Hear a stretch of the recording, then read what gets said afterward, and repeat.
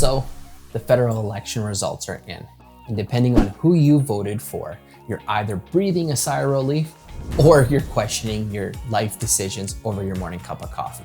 But what does this actually all mean for Alberta, Lethbridge, and the Canadian housing market in 2025? Let's break it down. Federal elections might feel like something that happens out there, but the truth is, decisions made at the top level ripple down to provinces, and even more so Alberta. Things like taxes, housing policy, energy regulations, and immigration. These are all tied to federal platforms, and they directly impact how we live, how we work, and how we invest here. So as we compete in the Canadian election season, it's worth taking a look at what's potentially on the table, not just who's leading, but what they're proposing. Housing has been a hot topic for years and was definitely a central election issue. Both major parties are expected to focus on affordability, but they tend to focus on it differently. One might lean towards increasing supply through funding new builds, especially affordable or rental housing. Other might emphasize demand-side policies, like cracking down on foreign buyers or offering tax incentives for first-time buyers. For Alberta, especially in places like Lethbridge, where prices are still more reasonable than other major metros, the biggest concern is how national policy affects lending and access to capital. If federal government changes the stress test rules or alters CMHC housing support to buyers, that could shape who qualifies for a mortgage here, even if our market dynamics are totally different than Toronto and Vancouver. So policies that are written in big cities often ends up hitting smaller markets like ours in unexpected ways. Take, for example, what happened in 2016 with the stress test.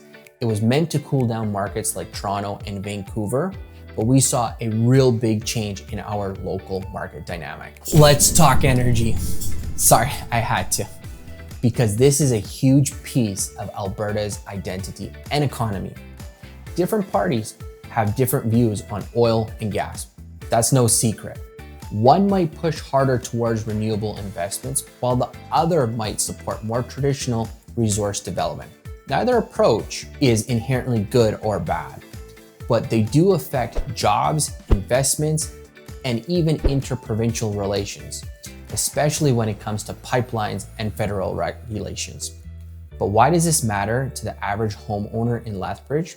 Because when confidence in the energy sector goes up or down, it often shows up in our local employment, consumer confidence, and even how aggressively people are buying and selling houses. Immigration and infrastructure spending are also key. If immigration targets rise under the next government, and they just might, it could bring more demand to smaller cities, especially those as affordable alternatives to the big three: Toronto, Vancouver, Montreal. Heck, we could even throw Calgary into that mix. That includes Lethbridge. Infrastructure promises like funding transportation, hospitals, or high-speed internet also come into play. These aren't just big picture projects, they're quality of life improvements that can boost housing demand, attract talent, and influence long-term growth. So what should you do as a homeowner or somebody who's thinking to get into the housing market? Number one, stay informed. Filter out the noise, look past the headlines, and dig into the actual policies. Number two, consider how national decisions affect your local context. What works in Toronto doesn't always work in Lethbridge. And talk to your professionals, your realtor, your mortgage broker, or even your financial planner.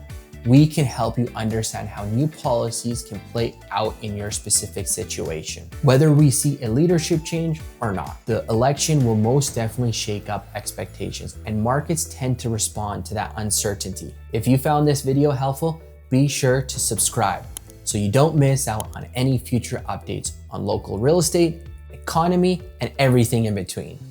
And hey, if you have any questions, whether you're thinking of buying, selling, or just want to have a cup of coffee and chat about what's happening in the local real estate market, feel free to reach out anytime.